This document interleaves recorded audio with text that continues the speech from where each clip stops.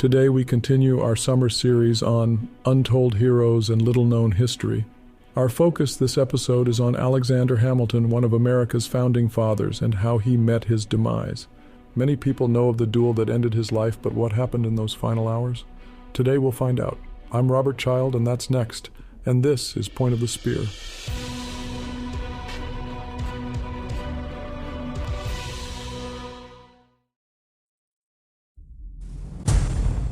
We have a blockbuster, new 15-part weekly series coming up on Point of the Spear, starting July 19th, D-Day in 90 minutes. Here's a sample. The southeastern tip of England is less than 300 miles from the Rhine-Ruhr district.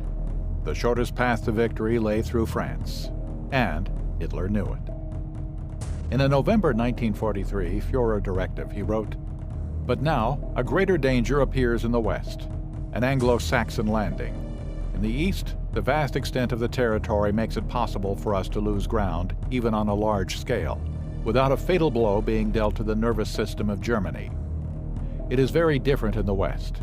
Everything indicates that the enemy will launch an attack against the Western Front in the spring. I can therefore no longer take responsibility for further weakening the west, for it is here that the enemy must and will attack, that the decisive battle against the landing forces will be fought." The 15-part comprehensive series will release every Wednesday morning starting July 19th and run through the end of October. The podcast series will cover the Normandy invasion from virtually every angle and attempt to leave no stone unturned. I hope you can join us for our new weekly series, D-Day in 90 minutes, only on Point of the Spear. Until Lin-Manuel Miranda's smash Broadway musical, Hamilton, the youngest of America's founding fathers, had been better known for the way he met his demise, a duel with despised arch-rival Aaron Burr. It has become the most famous duel in American history. But what happened afterward might surprise you. And the duel itself has been mired in controversy for more than 200 years. Alexander Hamilton was born in Charlestown, Nevis, an island in the Caribbean, on the 11th of January, 1755, although some scholars claim it was 1757. He and his older brother James were raised by their mother, the former Rachel Fawcett Levine, who married their father, James Hamilton. James, a Scottish peddler, abandoned the family in 1765. A year later, young Alex went to work to help support the family. He began as a clerk in the counting house of two New York merchants who had recently established themselves at St. Croix.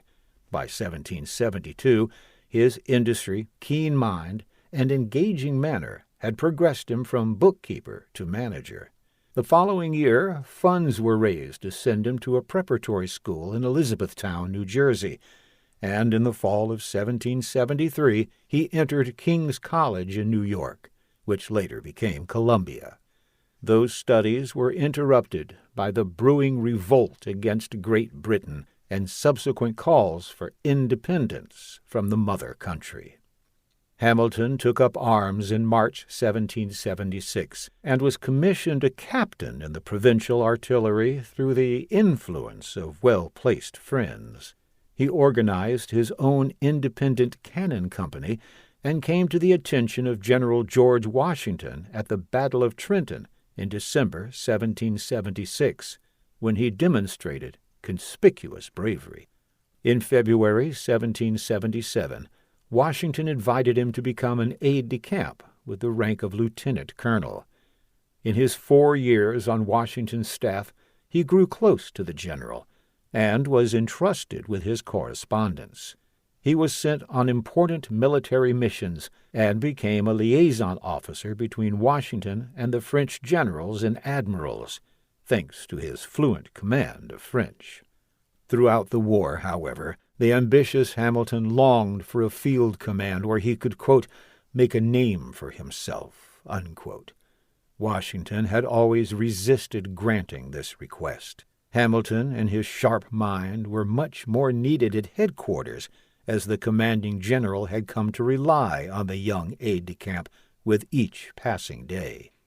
Finally frustrated after an argument regarding his duties with Washington in February 1781, Hamilton left the army to brood and plan his next moves. When Hamilton got wind of the Continental Army's push to Yorktown, he peppered Washington with petitions to return, but only in a field command.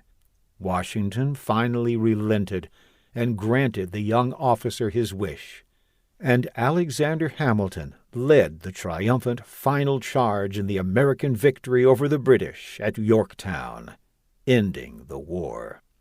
Washington and Hamilton went their separate ways after the Revolution, until both were drawn into the political fray to help establish the new nation. After Washington was unanimously elected the first U.S. president in 1789, he made Hamilton his first cabinet selection as Secretary of the Treasury. Hamilton, a devout Federalist, devised an ingenious plan to tie the cash-strapped states' fortunes to those of the national government by federal payment of all the states' debts. Hamilton was unrelenting in his approach to almost all legislative matters, and his tendency to hurl derogatory attacks against political rivals created many enemies. One of those enemies was the fast-rising political star, Aaron Burr. Hamilton believed Burr was an unprincipled man, willing to shift his political beliefs on a whim to advance his career. This approach contrasted sharply with the politically principled Hamilton. Despite a mistrust of Thomas Jefferson, Hamilton threw his support behind him in his presidential election of 1800, which ended in a tie. Jefferson's opponent was Aaron Burr. Hamilton's support of Jefferson infuriated Burr, who had to settle for becoming vice president. Burr returned to New York in 1804 during his first term and turned his attention to entering the race for governor. He suffered an embarrassing defeat against a relatively unknown candidate and placed much of the blame at Hamilton's feet.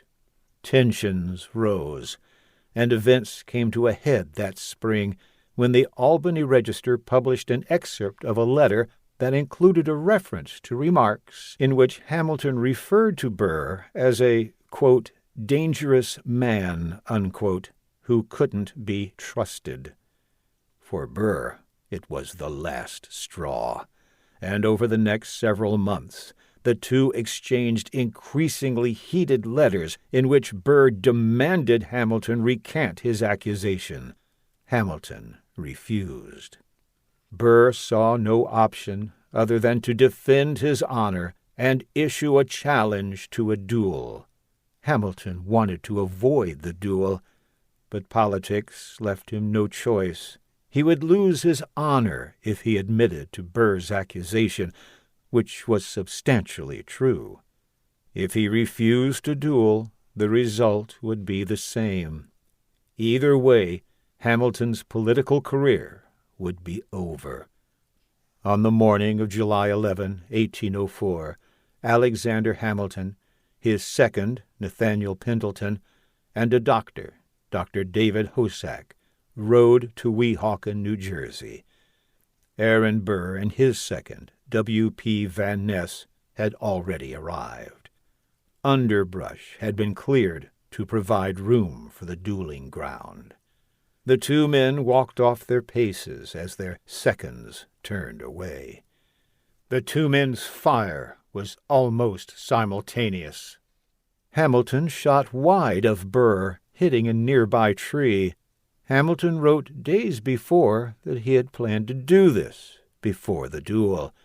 "I have resolved," wrote Hamilton, "to reserve and throw away my first fire, and I have thoughts of even reserving my second fire."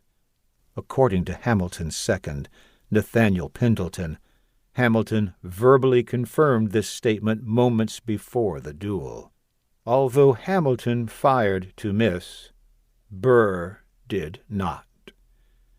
The fatal large-caliber lead ball struck Hamilton in the abdomen, causing considerable damage to internal organs, and finally lodged itself in his first or second lumbar vertebra. Hamilton's doctor, David Hosack, rushed to his side and recorded the details of the moment. "When called to him upon his receiving the fatal wound, I found him half sitting on the ground, supported in the arms of Mr. Pendleton. His countenance of death I shall never forget. He had at that instant just the strength to say, 'This is a mortal wound, doctor.'" The men then scrambled, realizing their only chance to save Hamilton was to get him back across the Hudson River. William Bayard, Jr., a prominent New York banker, met Hamilton's boat at the dock and transported the mortally wounded Founding Father to his home at 82 Jane Street, in what is now Greenwich Village. Eliza and the children, who were 8 miles north at the Grange, were summoned. They arrived at the Bayard house in time for a final farewell. Also called was Protestant Episcopal Bishop Benjamin Moore, who administered Holy Communion to Hamilton. The bishop condemned the duel and asked if Hamilton was disposed to live in love and charity with all men. Hamilton, Bishop Moore wrote, lifted his hands and said, "With the utmost sincerity of heart, I can answer those questions in the affirmative, and have no ill will against Colonel Burr. I met him with a fixed resolution to do him no harm. I forgive all that happened." Hamilton died the following afternoon of July 12, 1804. Burr remained in New York City for a few days following the duel, expecting a hero's welcome for defending his honor.